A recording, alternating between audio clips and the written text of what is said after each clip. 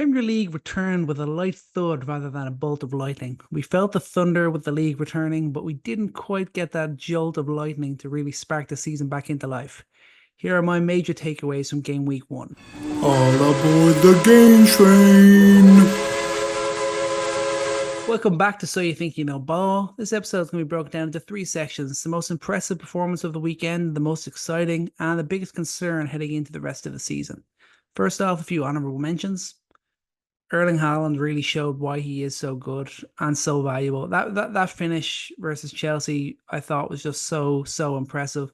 The strength and the composure in the box like that is exactly why he is one of the best players in the league, maybe the best goal scorer in the Premier League, if not the world. I mean, who cares about his all-round play? He is nearly unmatched in the penalty box. There's nothing that anyone in the league does better than he does in the penalty area. He scores goals, which is the hardest thing to do in football and the most important thing to do in football. And that is precisely why he is the lead forward for the best team in the league. So criticize his all-round play all you want, as long as he's banging in the goals like he is. There really is no criticism that you can lay on Erling Haaland that will actually stand to reason and actually change anyone's mind about him. I also want to mention Mason Mount. Friday night was his most impressive performance in Manchester United shirt. Yeah, that isn't really saying much given his struggles last year with injury and more injury and more injury. That was pretty much all we saw last year. And whenever he came back, he really struggled to fit in. But he looked really sharp. Obviously, he's got a full preseason under his belt, which is great. And he was just getting around the pitch very well. Yeah, I don't think when we have our best team, he's a starter in that team. But if his form that he showed on Friday can continue, he can play a great role within this team and he can really begin to live up to that price tag. Like he should be playing minutes that we were given to Christian Eriksen last season. And in some games against lesser teams, maybe we could see him starting in midfield alongside Bruno Fernandes, or even against some of the better teams, maybe we see Bruno play that false nine and Mount play as well. There is a role that he can fill when he's playing like he did on Friday night, which was being really aggressive, getting around players, getting the toe in and just working really hard. If he does that, he'll find himself some minutes in this Manchester United team, and that'll be a really great plus for United going into the season. Finally, I want to mention Liverpool. They weren't up to much against Ipswich in the first half, but then they really showed up in the second half. They really turned up the heat, and being able to do that under a new manager is always a good sign. Yes, it was just Ipswich, so we won't get too carried away. But again, it bodes well for my original prediction that they can sustain their league position from last year and most likely be the next best team after both Arsenal and Manchester City. Let's get into the major takeaways. Let's start with the positives. For me, the most impressive performance of the opening weekend was Newcastle. I know that sounds a bit bizarre. They only won 1-0. They were only playing Southampton. But I was excited about them from leading into the season.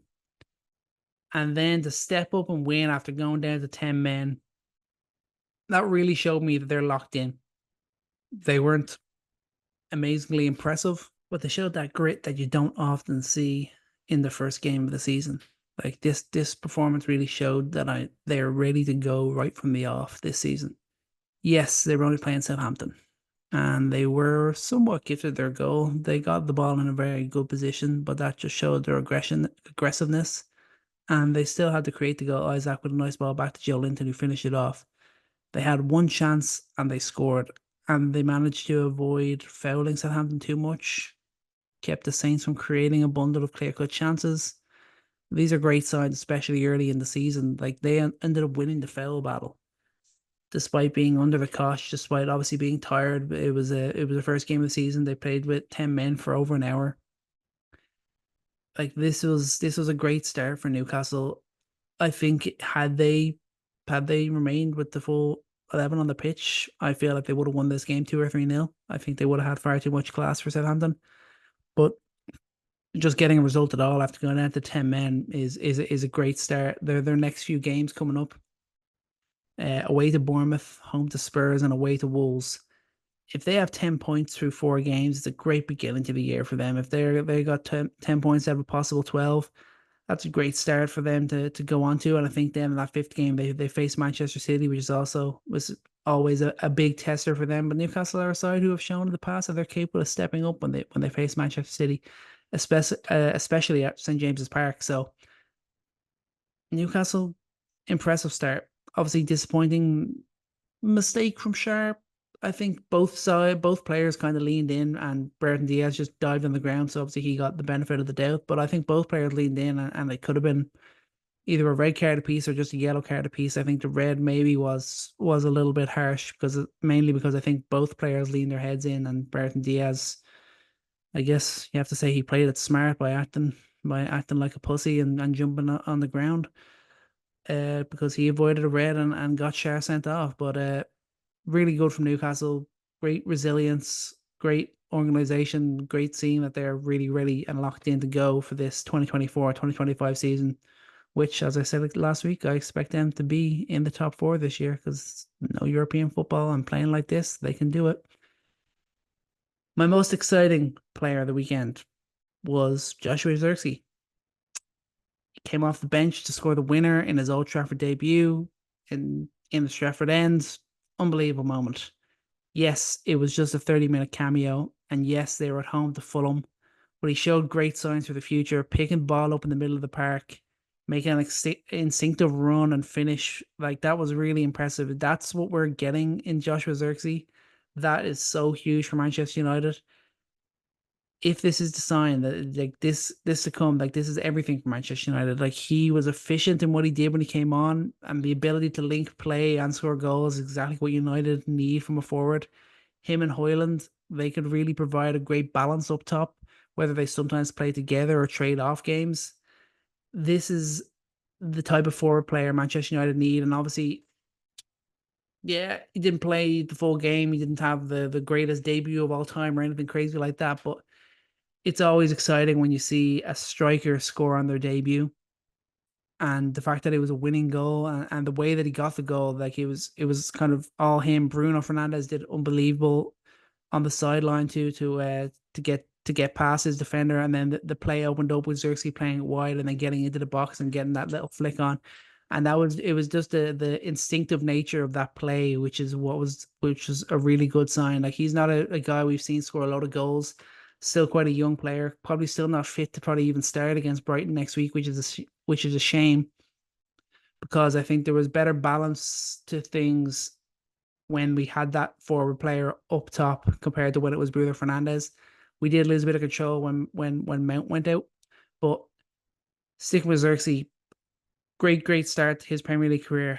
And if that's a sign of things to come, that's just huge for Manchester United. If they got a real striker that's going to score goals and also link play, that was kind of the part of Hoyland's game. As much as I don't think United really played to him that much last year, he also had moments where he really struggled in hold up play and being a link player as well.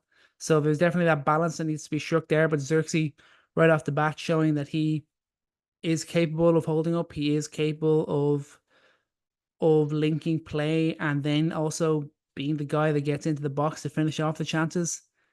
Great look for Manchester United. Great look for Josh Xerxes, and hopefully, I'll say that I'm hoping that this is a sign of things to come. I will also shout out Mazraoui. I think he was also very impressive on his debut. Obviously got to start. Wasn't put under too much direct pressure. That's for sure. They were still playing Fulham. I'm not going to get overly carried away, but he definitely looked good both defensively and on the ball. And I think we'll see him get forward more in the future. So definitely a really strong debut from him as well. And it was good to see De Ligt get a few minutes. Didn't really have anything to do, but good to get some minutes in the legs there. And it's going to be interesting to see if and when he usurps Harry Maguire for that starting position. But again, the whole bit different at the back for Manchester United is when you have Martinez there. He makes such a big impact when United are off the ball. When United are defending, Martinez means everything to their back line. And having him back there was hugely important. But Xerxes was the star, getting that winner. Let's hope it's a sign of things to come for all Manchester United fans. Finally, the negatives. The biggest concern after week one is the newly promoted sides. Will they be able to score the goals necessary to stay in the division? Now, I had all this set originally. I was kind of adding to my notes as the weekend went on, and at halftime of the Leicester Spurs game, I was like locked in. I was like, okay, this is another newly promoted team that are really struggling and that really aren't creating any chances. But in fairness to Leicester, they really turned it around in the second half. They got their goal, none other than Jamie Vardy. He's back having a party in the Premier League. But I would still just be like, come on, Jamie Vardy is not the Jamie Vardy that he once was. If he scores more than 10 goals this year, I will be incredibly impressed and amazed. But I will say, in general, the newly promoted teams, they struggle to create big chances and just appear generally average when on the ball.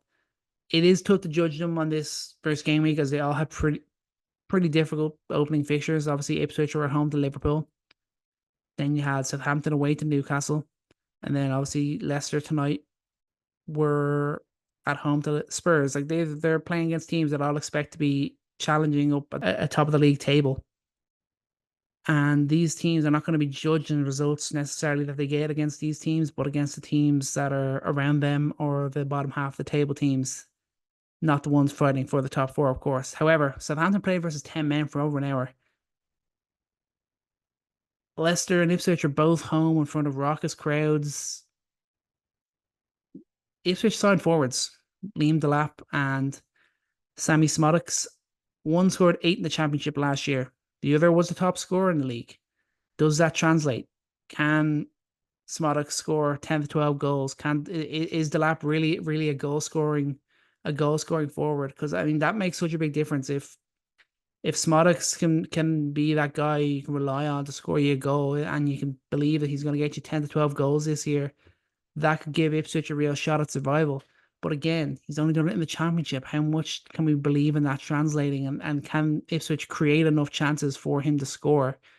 That's going to be the big problem there. They're going to try and play football, but are they going to be able to create the chances? And are they going to have that goal scorer that can finish them? Similar concerns to Southampton. I mean, I just don't see who their goal scorer is going to be. I don't think Adam Armstrong is a real good goal scorer. Brereton Diaz is pretty improving at the Premier League level. He can be nice in moments, but consistently, I don't see him scoring big goals in the Premier League.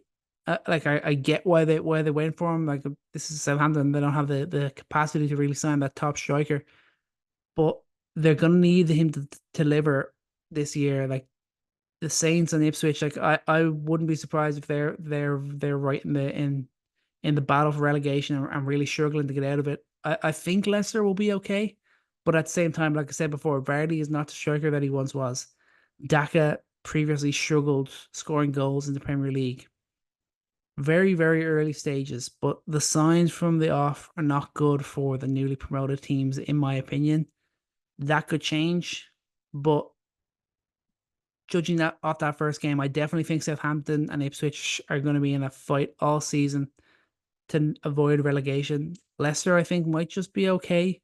I think they'll be a bit better set up. I like Steve Cooper. Steve Cooper is a manager who's shown he's capable of setting up a team and avoiding relegation, which he did with Nottingham Forest. So I have a little bit more faith in Leicester, but yeah, I'm not overly excited about the chances of any of the promoted teams definitely staying up this year. I think it's also important to mention Spurs. Once again, they looked great for an hour, and then it just all kind of went to hell. They were really strong in the first half. They were dominant. They should have created better chances. They should have scored a few more of the chances that they got. Especially in the second half, Solanke had a good chance. Bentancur also had a good chance, and prayers up for him that it's nothing too serious. But obviously, he had to lead the pitch on a stretcher. Hopefully, it's not a concussion, and he'll be back and ready to go for next week. But again, this is the issue for Spurs. They create these moments and they create these chances and they play well for certain periods of the game. But if they don't capitalize on them, they almost always fail to get the result because once again, they still can't rely on their backline to really lock in and keep that clean sheet. Like today, again, it was just poor. It was just poor defending. They just sat back that little bit, let Leicester get into the game, and Vardy was standing in place for about 5 seconds before that cross came into the box. And Romero was just locked in the ball. didn't have any idea where Jamie Vardy was, and that's just bad defending. And again, I think Spurs have a pretty decent backline, but Romero, yeah, people think he's great because he's quite athletic and he's aggressive, and you'll see him making these great sliding tackles and things like that. But generally, there is a reason why he is playing at Spurs, because I don't think his reading of the game is really up to scratch. Like that goal today really showed the signs of it. Like he was not focused on the player, he was too focused on the ball, and that's never a good sign in the defender. Like Vardy should never have had that much space in the box. Great, obviously, to see him getting a goal on his return to the Premier League. 37 years old, still scoring goals in the Premier League. It's obviously a great sign for Leicester and for Jamie Vardy. If that can continue, that gives them a great shot at staying up. But Spurs, once again, they still need more in midfield, and they really just need to be more clinical. Is Madison really that player to deliver enough that they need? Early days of the season, but we're seeing similar things to last year where unless they are clinical, they will not win football games. And that's something that's going to have to change if they're going to get into the top four this year. That's pretty much it. That's a wrap on week one. I mean, yeah, it's great to have Premier League football back. You miss it when it's not around. Internationals are fun, of course, but the Premier League just has that different bit of flavor to it. So, guys, let me know what impressed you in the comments. How did week one of fantasy football go for you? Mine was somewhere in the middle, not great, but not bad at the same time. And what are you guys most looking forward to moving forward? Make sure to subscribe to the channel for much more so you think you know ball.